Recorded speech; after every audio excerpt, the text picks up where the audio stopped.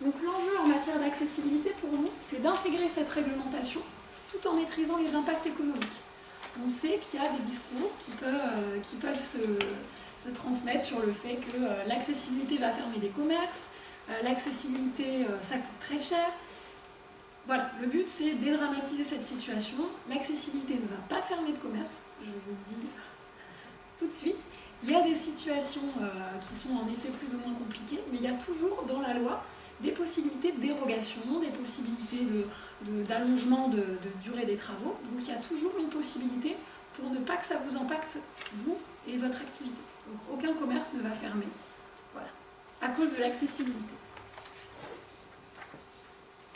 Quelques éléments là aussi de contexte, on en a parlé, mais vous êtes chaque jour sollicité vraiment sur l'accessibilité. Je crois que c'est le sujet sur lequel vous êtes limite harcelé. Hein. J'ai des clients qui m'appellent, qui me disent je n'en peux plus, je ne sais plus quoi faire. Donc on se rend compte qu'il y a vraiment un discours très anxiogène. On vous annonce des amendes qui sont faramineuses. Hein. Il faut savoir que vous êtes établissement de 5e catégorie, pour la plupart d'entre vous je pense, donc c'est les plus petites catégories d'établissements recevant du public. En aucun cas, vous allez avoir les mêmes sanctions qu'un grand supermarché ou un grand centre commercial. Donc très souvent au téléphone, on vous annonce des sommes faramineuses. En effet, il y a des sanctions qui sont prévues pour l'accessibilité, et pour le moment, elles sont bien moindres pour les 5e catégories, et on s'aperçoit que les amendes, elles ne tombent pas tout de suite. Il y a forcément un courrier de mise en demeure de la préfecture en recommandé qui vous est envoyé, et on vous demande de vous mettre justement en règle sous un mois. Il n'y a pas de sanction qui arrive tout de suite. Voilà.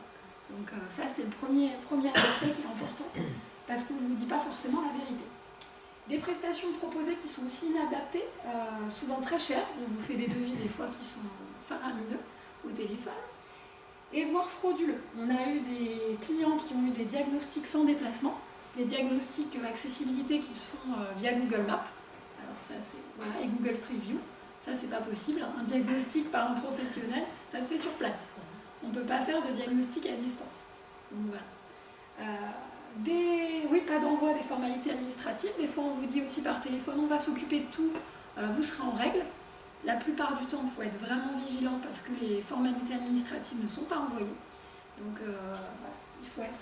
Et ce qu'on a pu voir aussi, je ne sais pas si vous avez été confronté à ça, il y a des sociétés qui appellent en vous demandant de payer une redevance personne handicapée. Alors ça, c'est la nouveauté. Je ne sais pas. Voilà, ils sont très imaginatifs et très créatifs hein, sur le sujet, mais en aucun cas, c'est véridique. Donc, si on vous appelle pour ce genre de cas, soyez vigilants. Et si vous avez un doute, on est évidemment là pour justement vous guider. Donc, si vous avez un fax ou un discours qui vous paraît un peu bizarre, vous nous appelez et puis on pourra en échanger. On vous a mis d'ailleurs les principales sociétés à l'encontre desquelles il y a eu une procédure d'ouverte. Donc on sait déjà que c'est des sociétés qui sont vraiment déjà en litige.